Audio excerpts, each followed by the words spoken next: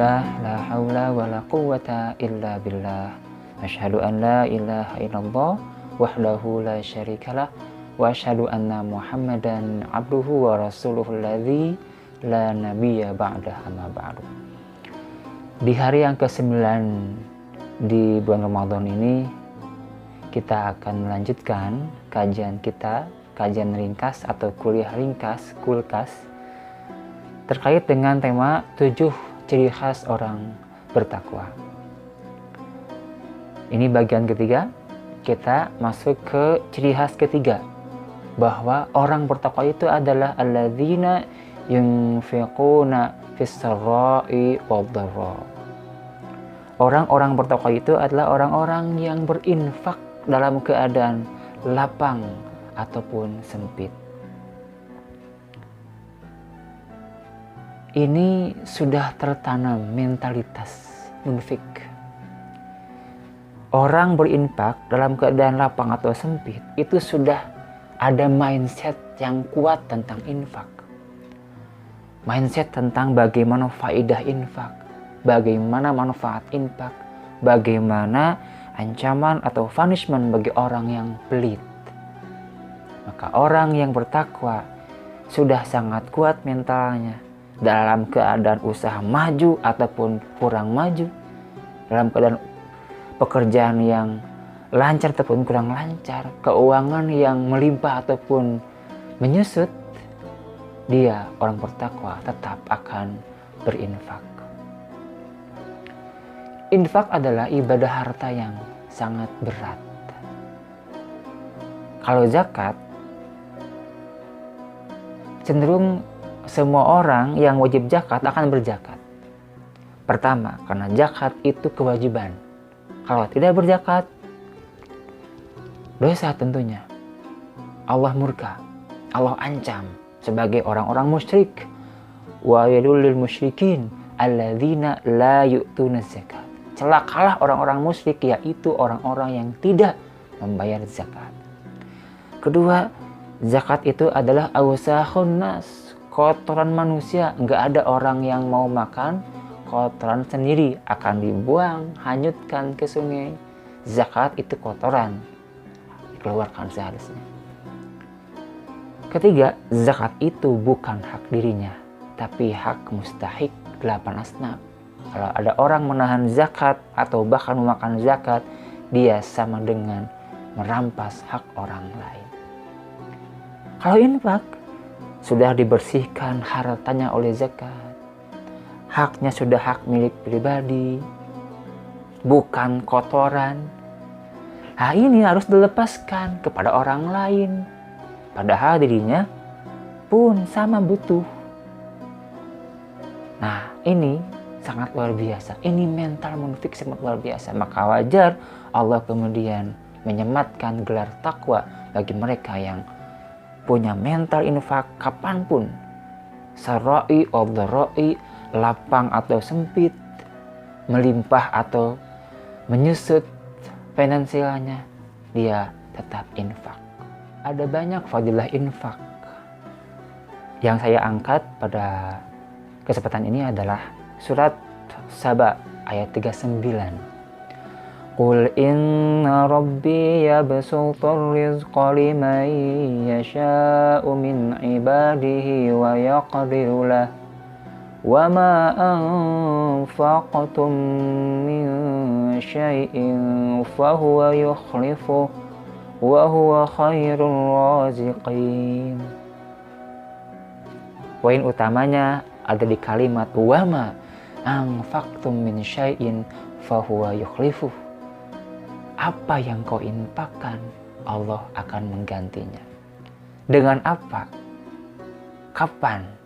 Berapa besar? Tidak Allah sebutkan keterangannya. Allah hanya menyebutkan akan menggantinya. Artinya sifatnya bisa lebih banyak, bisa dunia akhirat, bisa dengan apapun. Kita tidak, atau kita akan berat untuk menafsirkan dengan apa gantinya. Intinya adalah dengan apapun kebaikan Allah akan Allah ganti bagi orang yang berinfak.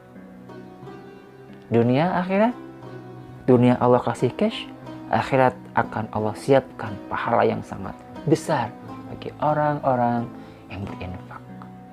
Maka kalau kita ingin menjadi orang bertakwa, mulailah hari ini kita punya mental munfik, mental kaya, berbagi saat kita punya ataupun saat kita sangat-sangat membutuhkan.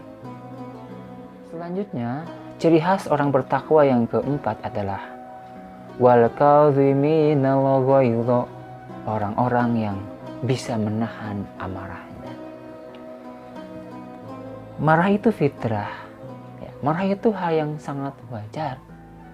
Tetapi marah yang bagaimana yang bisa kita tempatkan? Marah yang bagaimana bisa kita lampiaskan, gitu ya? Kenapa? Pertama, ketika ada seseorang minta nasihat pada Rasulullah SAW, "Awsani, Rasulullah, nasihatilah aku." Kata Rasulullah, "La taghdab." Rasul mengatakan jangan marah. Rasul mengulang-ulang, "La taghdab, la taghdab, la taghdab." Jangan marah, jangan marah, jangan marah. Tetapi di lain kesempatan dalam sebuah hadis, Rasulullah terbukti marah. Gitu. Ketika Rasulullah memberikan rukhsah kepada para sahabat, tiba-tiba ada sekelompok orang yang kemudian menolak rukhsah itu, tidak menerimanya, tidak mengambil rukhsah itu. Gitu. Kemudian sampailah pada Rasulullah berita tersebut. Rasul kemudian terlihat sangat marah, terlihat di wajahnya cukup sangat marah. Rasulullah kemudian berkata, "Ma balu aqwamin yarghubuna amma rukhisa li fi." Kenapa kaum itu membenci aku? Membenci apa yang aku ringankan?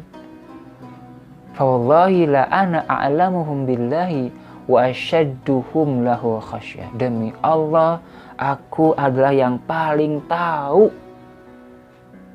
terhadap Allah ketimbang mereka. Dan aku paling berat, paling besar kekhawatiran, ketakutan pada Allah daripada mereka. Rasul marah ketika rukhsahnya tidak diambil. Di hadis yang pertama Rasul melarang marah, hadis yang kedua Rasul marah. Ini apakah kontradiktif? Tidak. Ini kita konfirmasikan bahwa marah itu fitrah, wajar, dan itu dibolehkan dengan syarat mampu menempatkan kapan harus marah, apa konteksnya, dan bagaimana konten marahnya.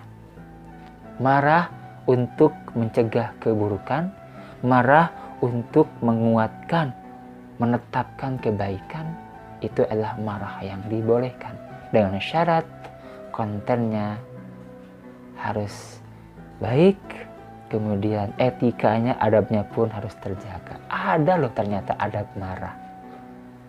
Begitu. Kita lihat tafsir Al-Munir Wahbah Az-Zuhaili tentang ayat ini. Wal kadhimina al-ghaidha al-habisina wal katimina lahu ma'al qudrati ala imdaihi. Yang dimaksud dengan menahan amarah itu adalah menahan dan menyembunyikannya, padahal ia sanggup untuk melampiaskannya.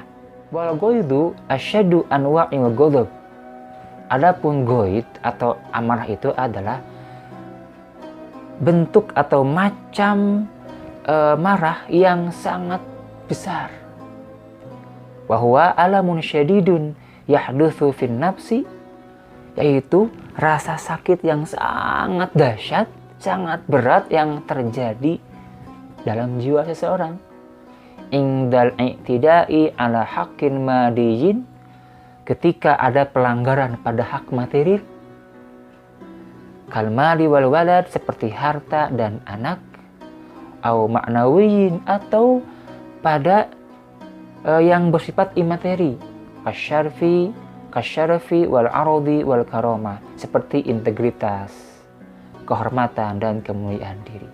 Pelanggaran kepada harta, pelanggaran kepada anak, pelanggaran pada kehormatan diri, itu adalah menimbulkan syadidun alamun syadidun, rasa sakit yang sangat berat, kemudian memunculkan amarahnya.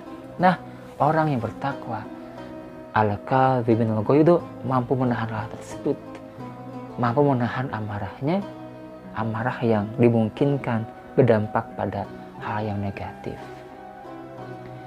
Yang kelima, ciri khas orang bertakwa adalah memaafkan orang lain.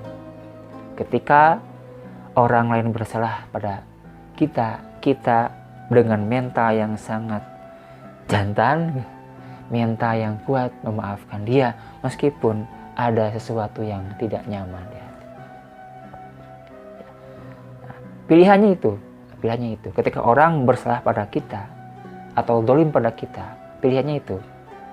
Yang terbaik adalah pilihannya kita memaafkan dia meskipun secara batin kita merasa berat. Apa jadinya seandainya kita memilih memaafkannya?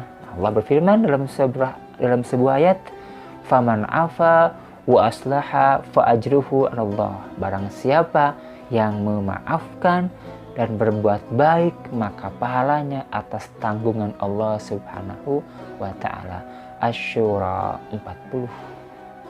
Jadi memaafkan itu adalah perlu perjuangan, perlu mental, dan pada saat kita memilih memaafkan orang lain atas kezaliman orang lain, atas salahnya orang lain, maka Allah menjamin menanggung pahala yang begitu banyak buat kita, dan kita labelnya adalah al-muttaqun. Demikian, terima kasih. Assalamualaikum warahmatullahi wabarakatuh.